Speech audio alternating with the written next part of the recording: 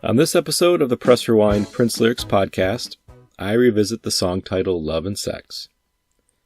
Although it's an entirely different composition than the song with the same title from 1984, the 86 Love and Sex was intended for Sheila E.'s third album, but was scrapped, and then Prince's version was eventually released on 2020's Sign of the Times Super Deluxe. I find it interesting that Prince wrote another track called Love and Sex only 2 years after the originally named Love and Sex from '84.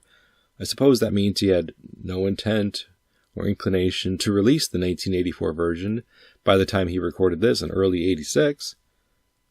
Sometimes he wrote songs and would put them aside with the intention of revisiting at a later date, but this would seem to imply he had already written off that '84 Love and Sex as maybe a song that would be permanently relegated to the vault. Maybe he forgot that he wrote a song called Love and Sex already? That seems very unlikely, though. Or maybe he thought, he could rework that '84 version and it might end up being called something else besides Love and Sex. I'm not sure what his thought process was by naming two songs Love and Sex only 2 years apart, but who knows? It's just an interesting footnote in Prince's songwriting history. As many songs as he writes, it's not surprising that he would revisit a title now and then. This 86 version was recorded on January 3rd, 1986 at Sunset Sound Studios in Hollywood, California. It's a very guitar-driven track, which, Sheila E. had some heavy guitar-driven tracks. Up to this point, though, she'd been mostly her music had mostly been dabbling into the dance categories and dance genres. Sheila E.'s vocal version is, per Prince Fault, was recorded in March of 1986. But, that's not the version we're covering, of course. And in terms of the lyrics to this song, there aren't a lot of lyrics here. It's obviously written from a female perspective, since that was the intention to give it to Sheila. The lyrics delve into the world of relationships, a common theme, of course, in a lot of Prince music and in a lot of music in general. The lyrics talk a little bit about why love and sex is so important, yet so difficult to understand and maintain. That kind of passion. And maybe sometimes the love and sex becomes all there is in a relationship.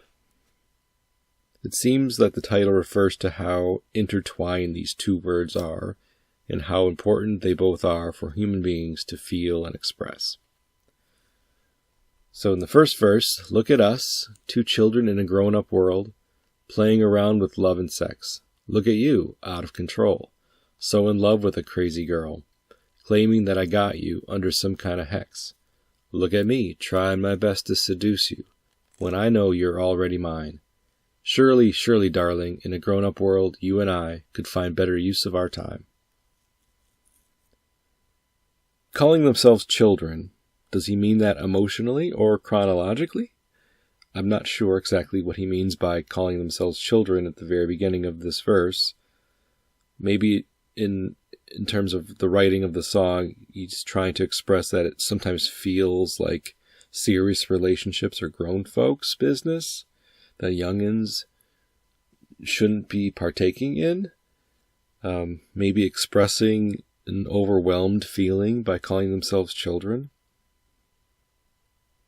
The out of control line also plays into that theory, that how the song is from the perspective, being sung from the perspective of someone unsure of the feelings they have and how serious things have gotten with this other person.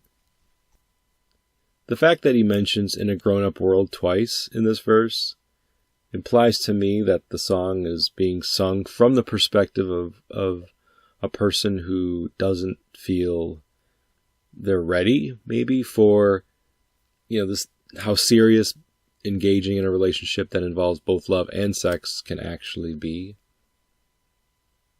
If you're feeling that you're falling in love and you're engaging in sex with someone who you love, that feels very adult.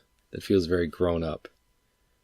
And if this person is experiencing that for the first time, maybe this is helping them feel like a grown up for the very first time. In the chorus, he sings, "Love and sex, an emotional merry-go-round. It's like riding on a Ferris wheel, upside down. Every time I see you, my heart just pounds and my legs go weak. It's hard to speak. All I can say is I'm under your hex. All I want to do is you, love and sex." A merry-go-round and a Ferris wheel. Two early references to amusement parks here in the chorus, amusement park rides. I think that's definitely something to take away, because he's talking about a grown-up world, being all grown up with love and sex in the verse, and now in the chorus talking about merry-go-rounds and Ferris wheels, which then takes you back to being a child and feelings of being youthful, energetic. And I think it just goes back to the theme of this singer balancing their youth and their inexperience with the feelings that they have for this other person that are now have manifested themselves into a sexual relationship. And, it's almost like they're graduating from puppy love to real love. And all love, but young love especially, can feel like a roller coaster. Good, bad, ugly, the emotions, the jealousy, the longing, the lust. It's all here in this song. And in the chorus, for sure. My heart pounds, my legs go weak, it's hard to speak, I'm under your hex. All I want to do is you, love and sex. Verse 2, check me out. A little bit forward, but I be speaking my mind. You're the only thing that I want to do with my time. Girls should be girls, but in a grown-up world, who wants to be nonchalant? In other words, baby, I know what I want. Yeah, another reference to being in a grown-up world or participating in a grown-up world. Wants to reemphasize that they're all grown now. And this relationship has kind of pushed them over out of the childhood relationships, the puppy love, as I already mentioned, and into grown-up relationships that involve love and sex, true love and passion that comes with it. The singer appears to be singing as if this is a new realization, kind of an oh shit moment when they've allowed themselves to get in deep with that other person.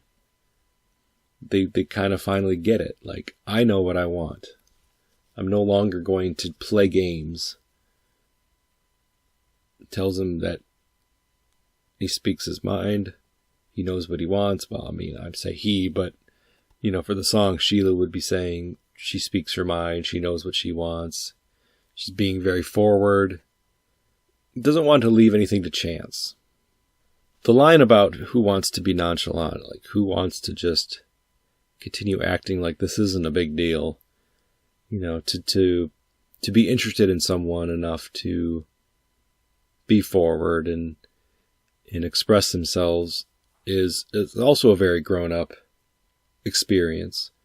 Someone who finally knows themselves enough to have that confidence, isn't so shy, maybe, or isn't as demure, not wanting to show emotions and show somebody that they like them. That's in the past. This verse definitely indicates that this person, the singer, is ready and more than willing to participate in this grown-up world. And it's kind of like, I just came to this realization because the progress from verse 1 to verse 2 takes you down that path. Prince says that they're out of control in this first verse. Second verse feels a bit more like, I know what I'm doing. Don't worry about it. The chorus is then repeated 2 more times towards the end. We've got a guitar solo in here as well. Love and sex, an emotional merry-go-round. It's like riding on a Ferris wheel upside down. Every time I see you, my heart just pounds and my legs go weak. It's so hard to speak. All I can say is I'm under your hex. All I want to do is you, love and sex. Yeah, nothing too unique there. It's the same chorus that I've already covered.